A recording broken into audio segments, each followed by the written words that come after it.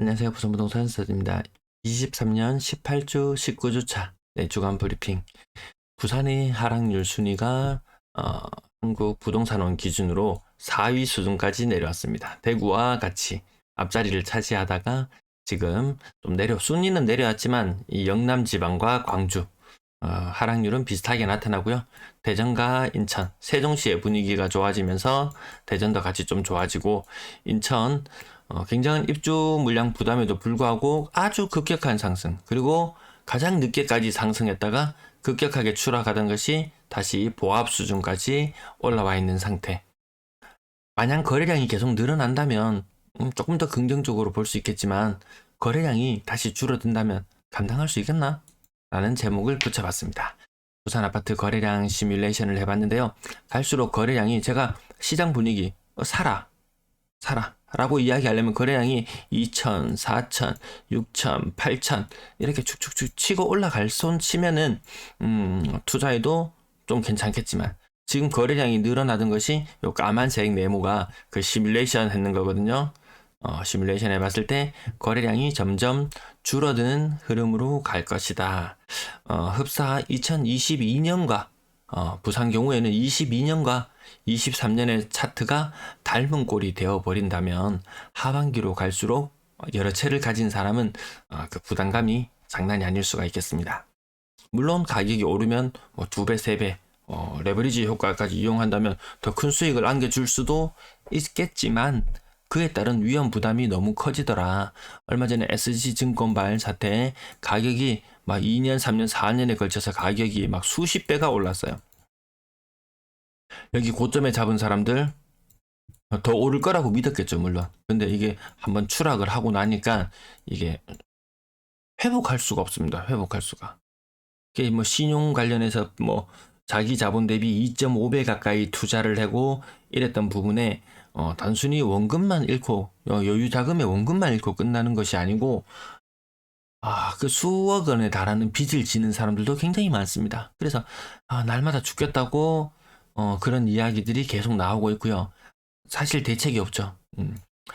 주택 투자 또한 너무 무리하게 고점에 잡았던 사람들 많지 않은 고통을 겪고 있습니다.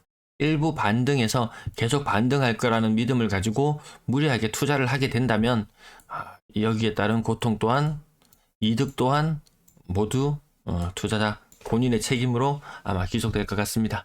그럼 거래량이 왜 안 좋게 나타나냐고 보면, 제가 요거 왼쪽 표는 일전에 보여드린 적이 있습니다.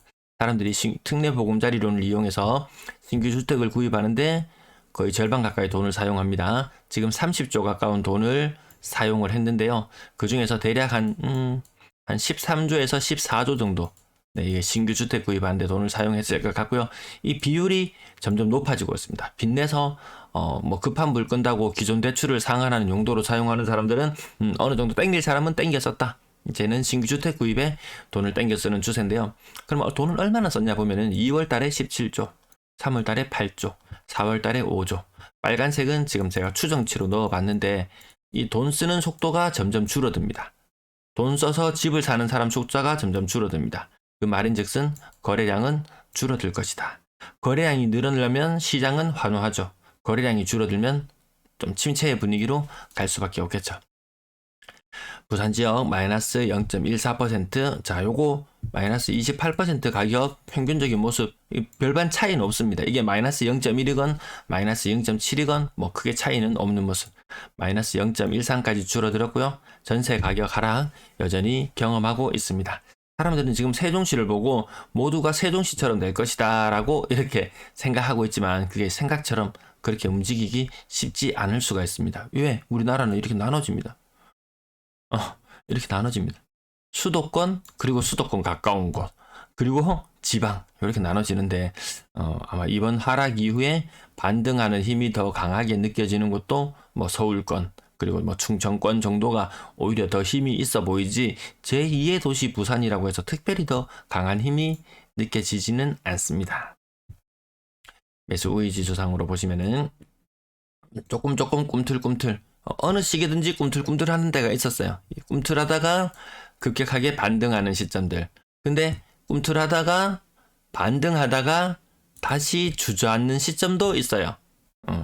꿈틀하다가 반등하다가 다시 주저앉는 시점도 있습니다. 꿈틀하다가 계속하는 시점도 있습니다.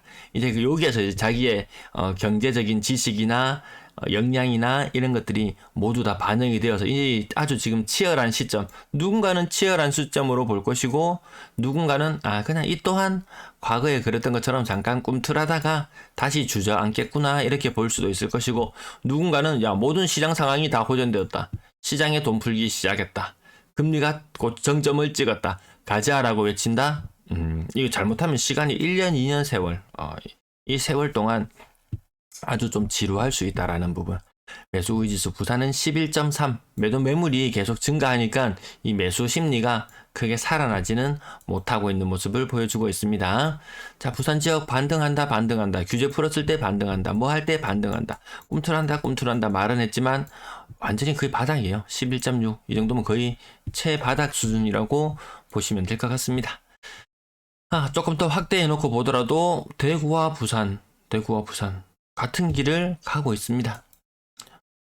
이미 가격은 부산, 대구 곱하기 부산 곱하기 한 0.8 정도 하면 대구 집값, 요 정도 아마 공식이 대략 형성될 건데요. 부산은 부산에 걸맞는, 그 인구에 걸맞는 가격이 이미 시장 가격으로 자리 잡고 있고, 대구 또한 마찬가지인 것 같습니다. 신고가, 부산 지역 신고가 비율 잘 나왔는데요. 2년차가 같이 지나가는 아파트, 그런 아파트들 같은 경우에는 큰 수익은 남기지 못하지만 어쨌든 양도세 부담 하나는 덜었기 때문에 그렇게 처분하는 물건들, 아니면 아주 저가격의 아파트들, 그런 것들의 신고가가 나오곤 하지만 이것을 시장을 견인해 나갈 만한 신고가는 아니더라는 거죠. 자, 거래량 한때 그랬어요. 22년 초반 대선 이후에도 그랬어요. 특례 나올 때도 그랬어요.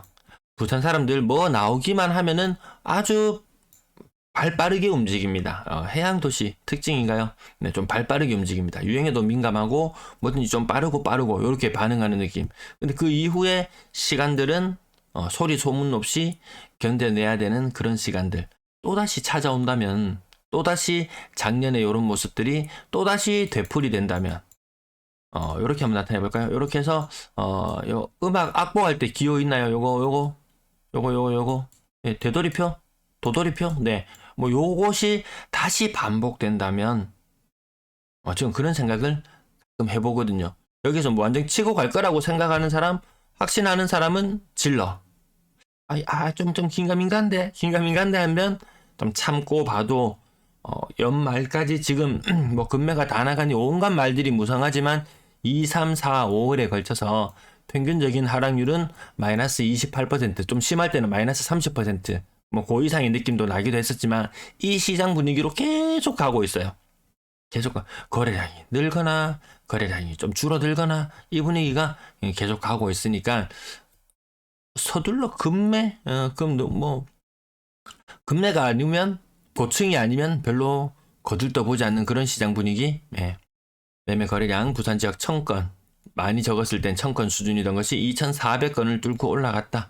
이것이 계속 올라간다면 좋겠지만 거래량이 다시 요 모습, 요 느낌 나지 않습니까? 22년도에 거래량이 대선 이후에 늘었다가 줄어들고, 23년 특례가 본격적으로 풀렸을 때 거래량이 늘어났다가 또다시 줄어들고, 이게 반복된다면 또 더 많은 시간, 또 이 학습 효과가 생겨서 다음에 또다시 이렇게 한번 그려볼까요? 늘어났다가 죽었다가, 요게 22년의 모습. 23년 또다시 늘었다가 줄어듭니다. 23년. 24년의 분위기가 좀 나아지려고 올라가려고 해도 야, 우리 2번 당했지, 3번 당할 수는 없다, 이렇게 해서 다시 또 시장이 또 장기적으로 안 좋아질 수 있는 그 가능성까지도 한번 생각해 볼 필요는 있지 않을까 싶습니다. 부산의 거래량 아무튼 괜찮았다. 인천에 계속 밀리는 느낌이 들어서 좀 안타깝긴 합니다. 천만으로 환산해 놓고 봤을 때 부산은 빨간불 들어와 있어요. 거래량이 그렇게 뭐 대구나 부산이나 별반 차이 없죠. 오히려 대구보다 인구 1000만으로 놓고 봤을 때는 거래량이 더 안 좋아지는 4월의 모습. 네, 전세 거래량 꾸준히 증가하는 모습, 하지만 이것도 증가세가 조금 주춤해지는 모습이고요. 전세 거래량은 부산은 그래도 양호한 상태. 이 중에 상당수가 임대 아파트를 빼고 나면 이게 과연 얼마나 양호한지는 조금 의구심은 들기는 해요. 임대 아파트에 엄청난 지원 사격을 받았음에도 불구하고 거래량가 활성화되는 정도 수준은 여타 도시에 인천이나 뭐 이런 도시 더 뭐 비슷한 급의 도시에 미치지는 못하죠. 인천이 굉장히 활성화되어 있는 모습을 보여주고 있습니다. 자, 매물 파트도 한번 보실 건데요. 부산 매물이 광역시 중에서는 제일 많다라는 부분. 증가세가 조금 둔화되긴 했지만 이 역대 최고 수준, 이 역대 최고 수준입니다, 지금. 대구는 역대 최고 수준까지는 조금 미치죠. 인천도 역대 최고 수준을 넘어선 수준. 그래서 인천이 주간 실거래 지수상으로는 보합권으로 올라오긴 했지만 그렇게 안심할 단계는 아닌 것 같다라는 부분. 자, 나머지 인구 100만대의 도시들도 한번 살펴보시면은 매물은 계속해서 늘어나고 있다. 그나마 대전이 조금, 대전이 요 위쪽을 차지하다가 아래쪽으로 내려오긴 했어요. 매물이 큰 영향을 미칩니다. 매물 잘 살펴봐야 될 것 같고요. 인구 1000만으로 환산해놓고 봤을 때 대구가 제일 안 좋고 이 기울기가 엄청나서 부산이 곧 역전할 것처럼 보였는데 역전하지는 못했어요. 근데 그 얼추 비슷합니다. 그 시장 분위기가 안 좋다는 그 수많은 악재를 안고 있다는 그 대구의 모습이나 부산의 모습이나 크게 달라 보이지는 않는 것 같습니다. 전세 매물 살펴보시면 부산 전세 매물 급격하게 줄었어요. 시장 분위기 줄어들고 매매 전세 같이 시장에 해놨던 것이 매매로 전환되면서 전세 매물까지 같이 줄어들기도 할 것이고 특례 보금자리론을 받아서 전세자금 대출을 내주고 그리고 월세로 돌린다든지 전환한다든지 뭐 여러 가지 뭐 가능한 것들은 많이 있습니다. 아무튼 전세 매물이 줄어들고 있다는 요 팩트는 확인할 필요가 있고요. 그래도 많다라는 부분 제가 말씀드리죠. 1000만으로 한산해놓고 봤을 때 대구나 부산이나 엎치락 뒤치락 부산이 지금은 살짝 다시 앞서기도 했는데요. 많다는 말입니다. 많다는 말이에요. 자, 시장을 좋게 볼 것인가 조금 더 보수적으로 볼 것인가 여러분의 선택의 시간인 것 같습니다. 근데 지금 많은 사람들이 언론에서 안 내보내고 있는 게 지금은 매도 우위 시장인가요? 매수 우위 시장인가요? 분명히 매수 우위 시장이거든요. 근데 매도자 우위 시장일 때는 언론에서 엄청나게 매도 우위 시장이라는 것을 부각시킵니다. 지금 매수 우위 시장이라는 것 언론에 부각시키지 않습니다. 언론에서 아무 말이 나오지 않는다는 말은 이 말이에요, 이 말. 네, 시장 감사합니다.